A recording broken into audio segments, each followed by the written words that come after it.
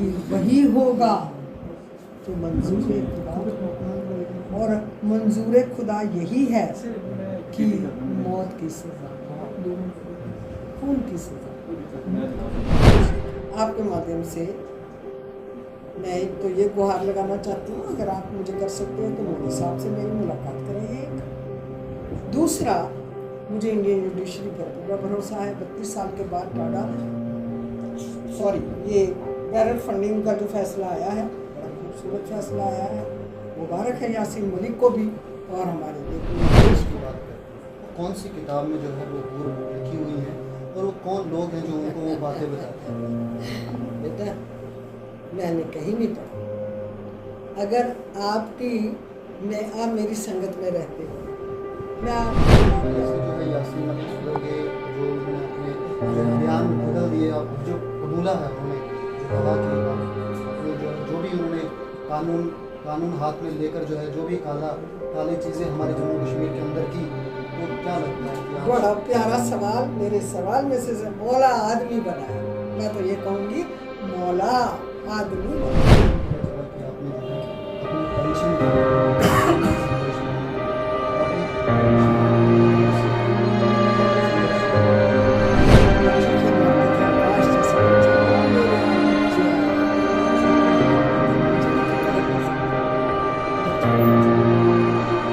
मैं उसके काम लेके चलती रही, ना मेरा पीछा, ना मेरा आगा, ना मेरी पॉलिटिकल बैकग्राउंड, मेरे पास कुछ नहीं।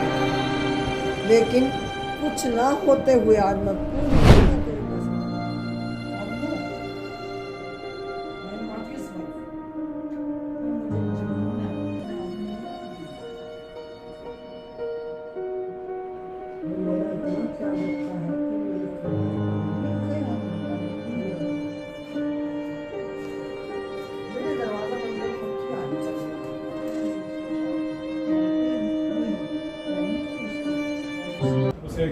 नमस्कार, आदाब व सत श्री अकाल।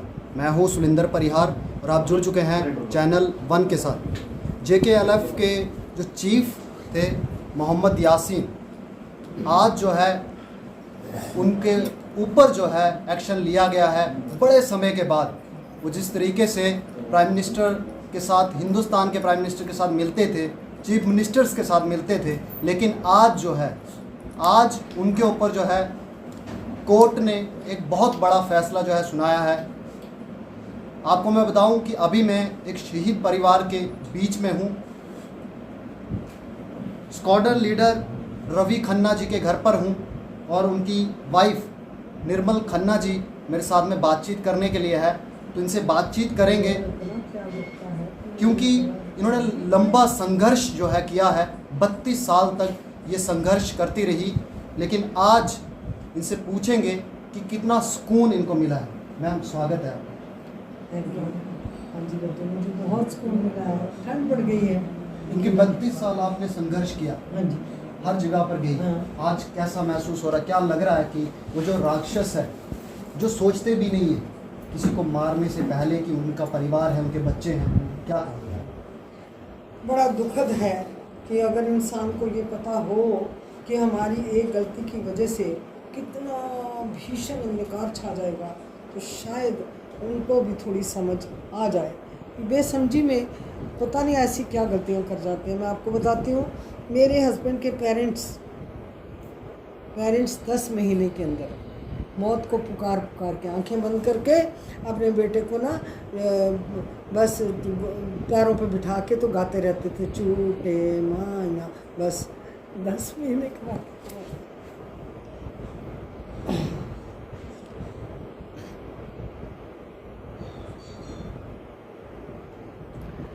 मेरी mother she became widow at the age of 24। मुझसे भी सहा नहीं गया। She became insane. मैं सब तरफ से टूट गई। मेरे बड़े बूढ़े चले गए, जो थोड़ी देर रहे वो चीखें मारते थे, आकाश जैसे फट जाएगा, ओ मेरे बच्चा। वो चीख मुझे लगती थी बिजली की कड़क के साथ उधर जाती थी। मैं उसके काम लेके चलती रही हूँ। ना मेरा पीछा, ना मेरा आगा, ना मेरी पॉलिटिकल बैकग्राउंड।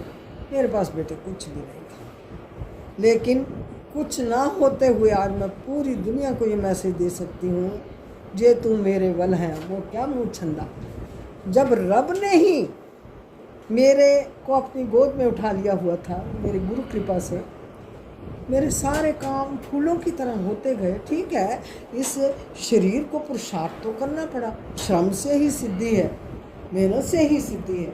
जब संकल्प कर लिया कि इस चीज़ के लिए संकल्प कर लिया कि श्रम करना है, मेहनत करनी है, नौकरी भी की, बच्चे एक 6.5 साल का, एक 8.5 साल का, बच्चे भी पाले, बच्चे भी किसी मुकाम पर अपने खुद पहुँचाए, दुनियादारी भी की, जीना मरना भी किया, रिश्तेदारियाँ भी की, धोखे भी बड़े हुए। जब बड़े बूढ़े चले जाते हैं घरों से, जो आज आपको कुछ भी समझाने की ज़रूरत नहीं, हर शाख पे उल्लू बैठा है। हाँ वे गुलिस्तान क्या होगा, घरों से चल रहा है ये सब। लॉकर लूट जाते हैं, एफडियाँ गायब हो जाती हैं, और सब कुछ इधर उधर बंदर बांट हो जाती है, सब धोखे हो जाते हैं। मैंने हर चीज़ को थूका, आग लगा। मेरा टारगेट था अर्जुन की आंख, मेरे 2 बच्चे, उस शहीद के 2 बच्चे उस मुकाम तक पहुंच जाएं ताकि वो भी समाज की सेवा कर सकें। और मैंने अपने बच्चों को पैसे के लिए कभी अग्रसर नहीं किया, पैसे के लिए कभी तैयार नहीं किया। मैं कहती हूँ पत्थर के नीचे अगर ईश्वर एक चींटी के मुंह में रिज़्क देता है, तो अगर हम भूखे रात को कोई सोता है ना, वो अपनी नालायकी की वजह से सोता है। जिसको कंप्लीट हाथ पैर रब ने दिए हैं, सब कुछ दिया, वो अगर भूखा सोया उसके जैसा बदनसीब कोई नहीं। मैं आज यूट्यूब पे कई ऐसे केसेस देखती हूँ देशों विदेशों के, कि लोगों के हाथ पैर नहीं हैं, किसी का एक हाथ है तो दूसरे का एक पैर है। अरे बच्चे भी पैदा हुए हैं, ज़िंदगी भी चला रहे हैं, पैरों से खा रहे हैं, पैरों से बच्चों को तैयार कर रहे हैं। वो कहते हैं ना, हिम्मते मर्दा मदद देगी। ईश्वर हर उस इंसान की मदद करता है, मेरी भी की, जो हिम्मत करता है। श्रम से सिद्धि, पुरुषार्थ करना है। मुझे ये बताएं कि वो हूरों की बात करते हैं, वो कौन सी किताब में जो है वो हूर लिखी हुई हैं, और वो कौन लोग हैं जो उनको वो बातें बताते हैं? बेटा मैंने कहीं नहीं पढ़ा। अगर आप मेरी संगत में रहते हो, मैं आपको बड़ा प्यार दर्शाती हूँ, आप मुझे बड़ा प्यार करते हो, आपको मैं हिप्नोटाइज करके वो हूरे आपकी आंखों में बसा दूँ, तो आप साथ में नशा करा दूँ, साथ में गुमराह कर दूँ, तो आपको सिर्फ हूरे ही दिखाई देंगे। इसमें उनका कोई दोष नहीं। मैंने कहीं नहीं पढ़ा, मैंने नहीं पढ़ा, ना मुझे पता। जो बच्चे बेचारे हूरों के लिए इतनी सुंदर जवानियाँ कुर्बान कर रहे हैं गंदे तरीके से, जिन पर मतलब मैं कहती हूँ 90 में मुझे अगर किसी चीज़ ने बचाया है तो चंद लाइनें बचा जाती थी रोज़ मुझे। तो मुझे होता था कई बार अंदर भीतर इतना तूफान उठता था, तो तब मैं उस टाइम की जो वीडियो वो न्यूज़ वगैरह सुनती थी, तब भी मन खराब होता था।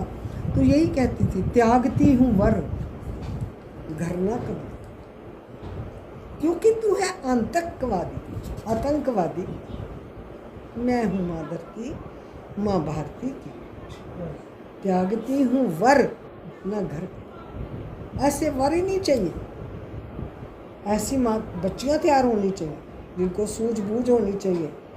वीरों को जन्म देना है, शिवाजी को देना है। मैं हूँ माँ जो हूँ कोख से धनी, आपके जन्म दूंगी ऐसे लाल को जिसकी तलवार ना खून से सनी।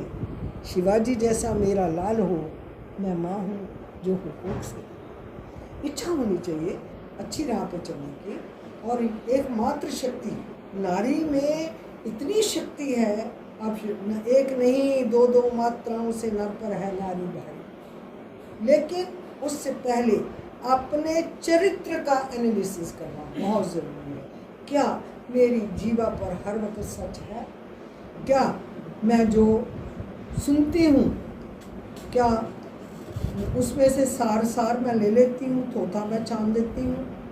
क्योंकि मैंने एक ऐसी संतान को जन्म देना है, मैंने वो संतति तैयार करनी है जो मेरे देश का भविष्य तैयार करे। तो ऐसी ख्वाहिशें जब हमारे अंदर होंगी ना, तो फिर हमारे भीतर की जो नारी है वो अहिल्या होलकर होगी, वो झांसी रानी होगी, आपने साधारण स्त्री नहीं होगी। आपने संघर्ष लड़ा, ये भी पता चला कि आपने जो है अपने पेंशन के लिए जो है संघर्ष लड़ना पड़ा। आप एक शहीद परिवार से है, आपको संघर्ष लड़ना पड़ा, तो आम लोगों का क्या होगा?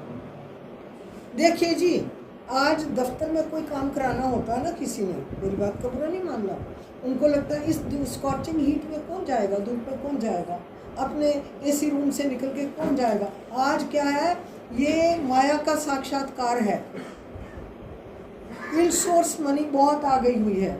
हर कोई बंदा चाहता है मेरा काम सस्ते में हो जाए, 4 पैसे दे के मुझे 20 बार जाना पड़े। Johnny William DGP, Johnny William आप जानते हैं, पुलिस में रहे हैं, एजीपी रहे हैं, डीजीपी रहे हैं, डीआईजी रहे।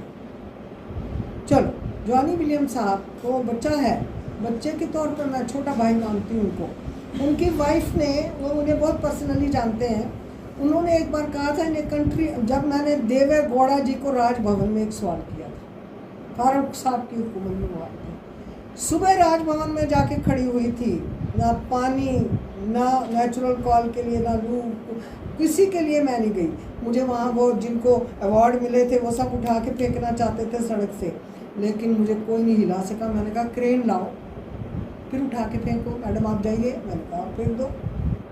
सुबह गई थी 12 बजे दोपहर को, और शाम के 8 बजे तक वो फिर अपना परिवार लाए हुए थे, देवे गौड़ा जी, सैर सपाटा कराने के लिए खानदान को करा दिया।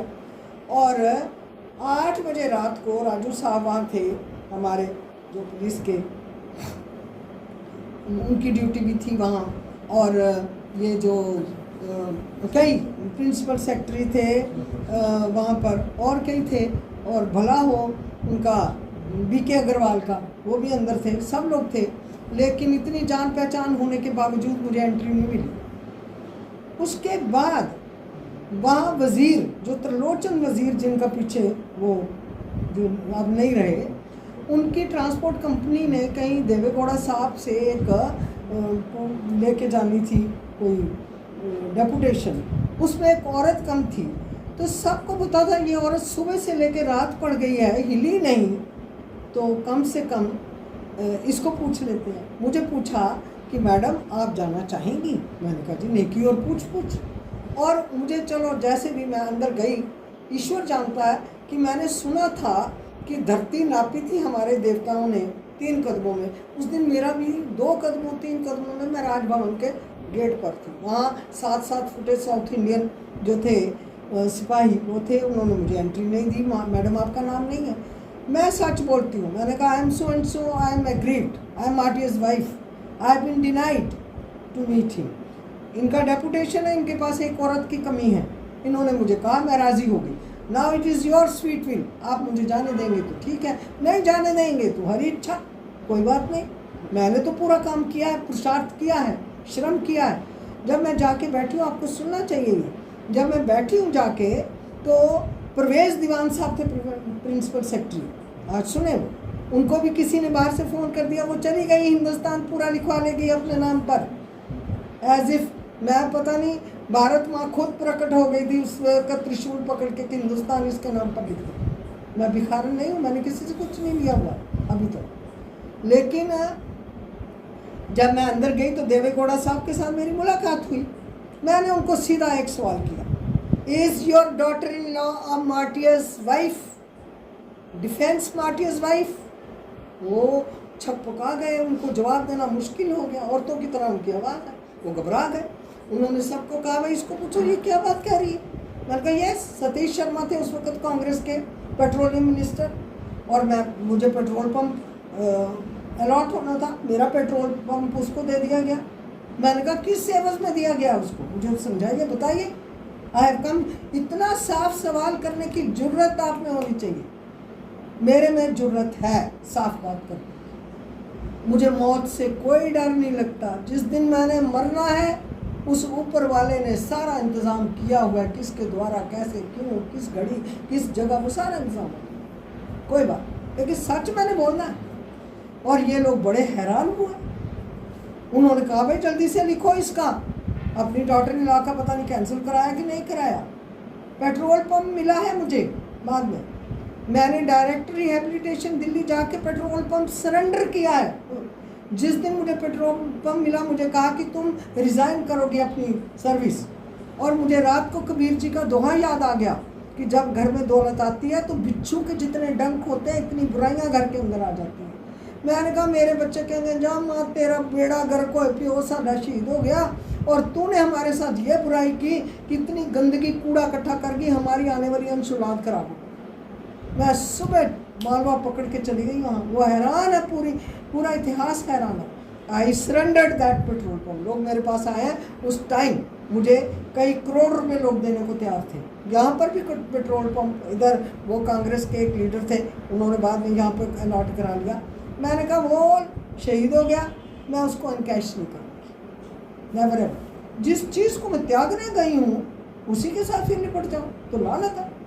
मैंने छोड़ दिया उसको और अपनी नौकरी करती रही हूँ। मैं ये कह रही हूँ कि मेरे को अगर चलाने वाला कोई दुनिया में है, कहते हैं एक कल्ला चालो रे, भीड़ में सारे चलते हैं, भीड़ में भी अकेला वही चलता है जिसके साथ रब चलता है। वो हर कदम एक साधु की तरह, एक प्रेग्नेंट औरत की तरह रखता है कि मेरे अंदर एक अंश, एक अंकुर फूट रहा है, मुझे इसकी हिफाजत करनी है। जो श्रृंखल लड़कियां होती हैं, वो श्रृंखल माताएं होती हैं, वो श्रृंखल बच्चों को जन्म देती हैं। ये चीज़ें जो हैं बचपन से ही बच्चों को आज बच्चे ड्रग एडिक्ट हो गए, पथभ्रष्ट हो गए, क्यों हो गए हैं भाई? Charity begins at home. Covid हुआ है, एक ईश्वर ने एक चांटा घूरा है, सिर्फ एक चांटा घूरा है, मारा नहीं है पूरा। कोविड में या तो कई लोग सुधर गए, उनको समझ आ गई कि जीवन है, और कई लोगों ने जिनको वल्गर तरीके से जीना आता था, नहीं अपने आप को संभाल सके, उन्होंने सुसाइड कर दिया। किसी क्या लगता है कि कोविड की वजह से जो है यासीन मलिक सुधर गए, जो उन्होंने अपने जो है बयान बदल दिए, अब जो कबूला है उन्होंने, जो कहा कि अब अपनी जो भी उन्होंने कानून हाथ में लेकर जो है जो भी काली चीज़ें हमारे जम्मू कश्मीर के अंदर की, तो क्या लगता है कि बड़ा प्यारा सवाल। मेरे सवाल में से मौला आदमी बनाया, मैं तो ये कहूँगी मौला आदमी बनाया। उसने अपनी भाषा में समझाया कि मेरे बच्चे अमला होते होन नबेड़े, खड़ी रहने दिया जाता, कोई बात नहीं, तुझे मौका मिला है, मरना निश्चित है, तो वो ऐसा मरना मर कि तुझे शांति हो। मरने के बाद तेरे को कहीं अनकैश करेंगे, मरने के बाद तेरी बड़ी कब्रें, लोग यहाँ पर कब्रें खोलते हैं, उस पर गंदगी फेंकते हैं, हम सुनते रहते हैं। तो उसको भी भीतर से कोई ज्ञान हुआ होगा, मैंने कैसे जो उसने कन्फेस किया। तो आज खुश हैं आप कोर्ट के डिसीजन से, और जब आगे कोर्ट का डिसीजन आएगा क्या चाहती हैं आप हमारे माध्यम से, क्या कहेंगे? आपके माध्यम से मैं एक तो ये गुहार लगाना चाहती हूँ, अगर आप मुझे कर सकते हो तो मोदी साहब से मेरी मुलाकात करेंगे। एक दूसरा, मुझे इंडियन जुडिशरी पर पूरा भरोसा है। 32 साल के बाद ये बैरर फंडिंग का जो फैसला आया है, बड़ा खूबसूरत फैसला आया है। मुबारक है यासीन मलिक को भी, और हमारे पूरे देश को, हमारे बच्चों को मुबारक है। उनको ये समझना चाहिए कि अगर ये हुआ है तो हमें बुराई से तौबा करनी चाहिए। और मेरे हस्बैंड के केस का मुझे कल पूरा यकीन है, 100% यकीन है कि वही होगा तो मंजूर खुदा, और मंजूर खुदा यही है कि मौत की सज़ा, खून की सज़ा। मुबारक है, मुबारक है। प्रायश्चित का इतना सा ही समय है जो आज के दिन में अपने मौला से मैं कहती हूँ जादू की जपटी डाल करके कि मालिक तू मुझे माफ़ कर, दुनिया में मेरा इतिहास तो रच गया जो रचना है, तू मुझे कर और कबूल कर। मैं तो अपने आप में, मैंने बड़ी मेहनत की है, मुझे दुनिया को तरस आता है मुझ पर। 32 साल पहले ना कपड़ा पहना, न खाया, रज के चने खाए, पानी पिया ट्यूबवेल से, चलती रही अपनी जंग में। आपको क्या पता 32 साल मैंने क्या क्या देखा। ये समाज अपने आज कश्मीर फाइल देख के बड़ा खून खोल रहा है सबका। अरे भाई, हर हर कदम पे आपको बुराई के लिए खून खोलना चाहिए। हर उसमें जो दिखाया गया, तो आपको क्या लगता है कि